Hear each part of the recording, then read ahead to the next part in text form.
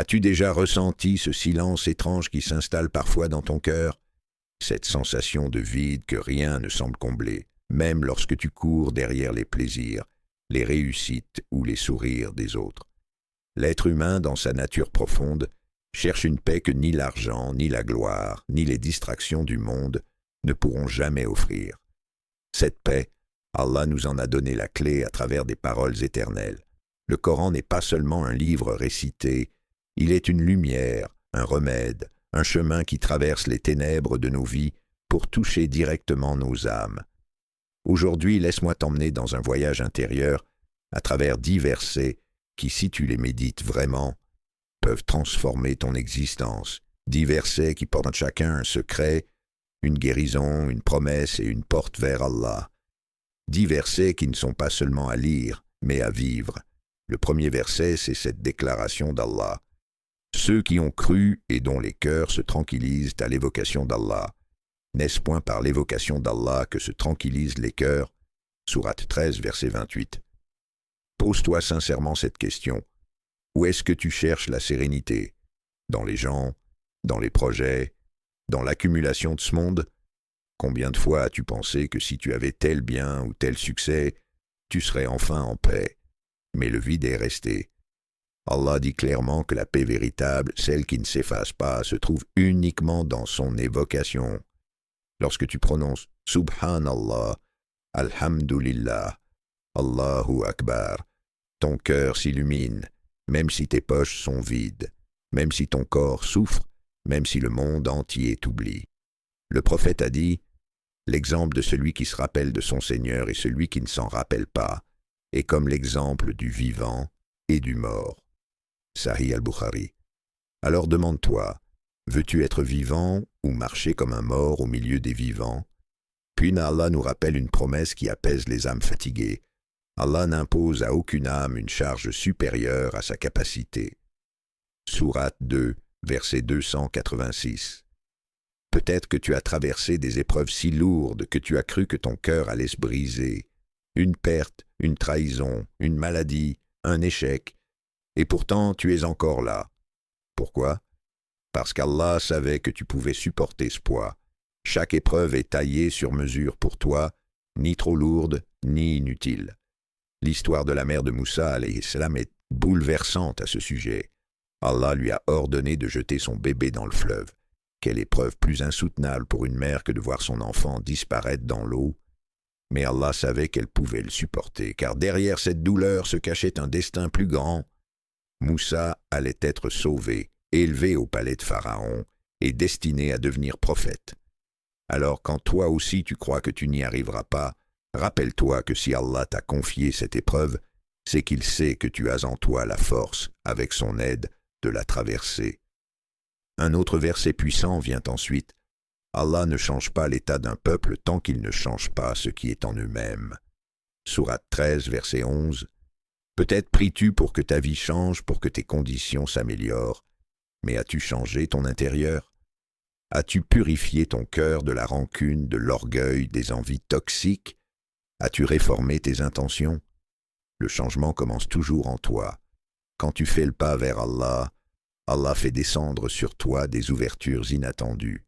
Souviens-toi de Umar ibn al-Khattab, radiyallahu anhu. Lui qui partait pour tuer le prophète, mais son cœur a basculé en entendant les versets de sourate Taha. Ce changement intérieur a fait de lui l'un des hommes les plus puissants et les plus justes de l'histoire. Ne sous-estime jamais une petite transformation dans ton cœur. Elle peut changer le cours de ta destinée. Et la nuit, la nuit est un secret entre Allah et ses serviteurs. Et ils s'arrachent de leur lit pour invoquer leur Seigneur, par crainte et espoir. Sourate 32, verset 16. Imagine ce moment, tout le monde dort, les lumières se sont éteintes, le silence est profond, mais toi, tu te lèves, tu fais tes ablutions, tu te tiens devant Allah, tu pleures, tu parles, tu demandes, tu remercies. C'est dans ces instants que les miracles descendent. Le prophète a dit « Notre Seigneur descend chaque nuit au ciel le plus bas, lorsqu'il reste le dernier tiers de la nuit, et dit « Qui m'invoque afin que je lui réponde? Qui me demande afin que je lui donne? Qui implore mon pardon afin que je lui pardonne? Sahih al-Bukhari, Sahih Muslim. Peut-être que la solution que tu cherches depuis des années n'attend que ce rendez-vous secret. La question est, es-tu prêt à quitter ton lit pour rencontrer ton Seigneur? Mais Allah sait que parfois, les épreuves nous écrasent, que la tristesse nous fait douter. Alors il dit, ne faiblissez pas et ne vous affligez pas, alors que vous êtes les plus hauts si vous êtes croyants. Sourate 3, verset 139. Ces paroles furent révélées après la bataille d'Uhud. Les compagnons venaient de subir une lourde défaite, ils avaient perdu des frères. Certains étaient grièvement blessés, et leur morale était au plus bas. C'est alors qu'Allah leur rappelle, même dans la douleur, vous êtes les plus hauts, car votre dignité vient de votre foi, non de vos victoires ou défaites. Et toi, crois-tu que ta valeur dépend de ton travail, de tes diplômes, de ton apparence? Non, ta valeur vient de ton lien avec Allah. Tant que tu as la foi, tu es plus grand que toutes les défaites du monde. Parfois aussi, la solitude nous envahit et l'on croit être abandonné. Mais écoute cette promesse. Quand mes serviteurs t'interrogent sur moi, alors je suis tout proche, je réponds à l'appel de celui qui m'invoque quand il m'invoque. Sourate 2, verset 186. Tu n'as pas besoin d'intermédiaire, pas besoin de protocole compliqué. Allah t'entend là, maintenant. Chaque soupir, chaque larme silencieuse, il la connaît. Il répond, parfois immédiatement, parfois d'une façon que tu ne comprends pas encore. Mais il répond toujours. As-tu déjà remarqué ces instants où tu avais désespéré et soudain, une ouverture, un signe, une rencontre, une solution inattendue est arrivée? Ce n'était pas un hasard. C'était Allah, le proche, le répondant. Un autre verset dévoile la vérité profonde de notre existence. Nous avons certes créé l'homme pour une vie de lutte. Sourate 90, verset 4. Tu n'es pas ici pour t'installer dans le confort. Tu es ici pour grandir, pour te dépasser, pour affronter des tempêtes. La lutte est la condition de l'homme. Mais voilà autrement. Chaque difficulté est un terrain d'entraînement pour ton âme. Chaque douleur peut être transformée en lumière. Regarde les prophètes. Aucun n'a eu une vie facile. Ibrahim alayhi salam a été jeté dans le feu. Moussa alayhi salam a dû affronter Pharaon. Mariam alayhi salam a supporté seule l'accouchement sous un palmier. Leur grandeur est née de leur lutte. Alors quelle est ta lutte? Vas-tu la subir ou vas-tu l'utiliser pour t'élever? Et pour ne pas être trompé par ce monde, Allah nous dit « La vie d'ici-bas n'est que jeu, amusement, parure, course à la supériorité entre vous et multiplication des richesses et des enfants. » Sourate 57, verset 20. Regarde autour de toi. Combien se disputent pour des titres, des possessions, des comparaisons sans fin. Tout cela disparaîtra comme des traces dans le sable après le vent. Ce monde est une illusion, une mise en scène. Mais ton âme, elle, est éternelle. La question est, quelle provision lui donnes-tu pour le voyage qui vient? Puis vient ce verset qui brise toutes les chaînes du désespoir. Dis, ô mes serviteurs qui avez commis des excès à votre propre détriment, ne désespérez pas de la miséricorde d'Allah, car Allah pardonne tous les péchés. Oui, c'est lui le pardonneur, le très miséricordieux. Sourate 39, verset 53. Peut-être que tu portes en toi un passé lourd, une faute que tu crois impardonnable, mais écoute bien, Allah dit tous les péchés. Tant que tu respires, la porte est ouverte. Le prophète a raconté l'histoire d'un homme qui avait tué 100 personnes, mais qui, par son repentir sincère, a été pardonné par Allah. Quelle excuse reste-t-il pour toi de désespérer? Allah est plus grand que ton passé, plus grand que tes fautes, plus grand que ta honte. Enfin, écoute cette promesse lumineuse. En vérité, avec la difficulté vient certes la facilité. Sourate 94, verset 6. Ce verset ne dit pas « après la difficulté », mais « avec ». Cela signifie que dans chaque épreuve, une facilité est déjà présente. Dans chaque nuit noire, une étoile brille déjà. Le problème est que nos yeux, voilés par la douleur, ne la voient pas tout de suite, mais elle est là. Peut-être que ta souffrance actuelle est en réalité le tremplin vers la bénédiction la plus grande. Peut-être qu'Allah prépare ton cœur, affine ton âme pour quelque chose de plus beau que tu n'imagines. Chaque verset que nous avons médité est comme une étoile dans la nuit. Mais que se passe-t-il quand tu lèves les yeux vers le ciel et que tu découvres que ces étoiles ne sont pas séparées, qu'elles forment en réalité une constellation? Tu comprends alors que ces 10 versets racontent une histoire unique, une histoire qui est peut-être la tienne. Le Coran ne parle pas à une époque, il parle à l'éternité. Il ne s'adresse pas seulement aux compagnons, il s'adresse à toi, dans tes luttes, dans tes chutes, dans tes angoisses, dans tes victoires silencieuses. Ces versets sont comme des miroirs. Ils reflètent ton âme. Parfois tu t'y reconnais dans la douleur, parfois dans l'espérance, parfois dans la paix. Mais toujours ils te rappellent une chose. Tu n'es jamais seul. Rappelle-toi de ce premier verset. Sourate 13, verset 28. N'est-ce point par l'évocation d'Allah que se tranquillisent les cœurs? Tout commence là. Si ton cœur est agité, aucune richesse, aucune personne ne pourra lui offrir la paix. Alors pose-toi, qu'est-ce qui occupe le plus mes pensées? Est-ce Allah ou est-ce le monde? Celui qui remplit son cœur par le dhikr n'a plus peur du vide. Son âme devient comme une mer calme que même les tempêtes extérieures ne peuvent troubler. Puis vient ce rappel bouleversant. Allah ne t'écrase jamais au-delà de tes forces. Sourate 2, verset 286. Tu as survécu à ce que tu croyais insurmontable, et demain tu survivras encore. Laisse ce verset être ton souffle quand la vie te paraît trop lourde. Dis-toi, si Allah me l'a donné, c'est qu'il m'a donné aussi la capacité de le traverser, mais pas seul, avec lui.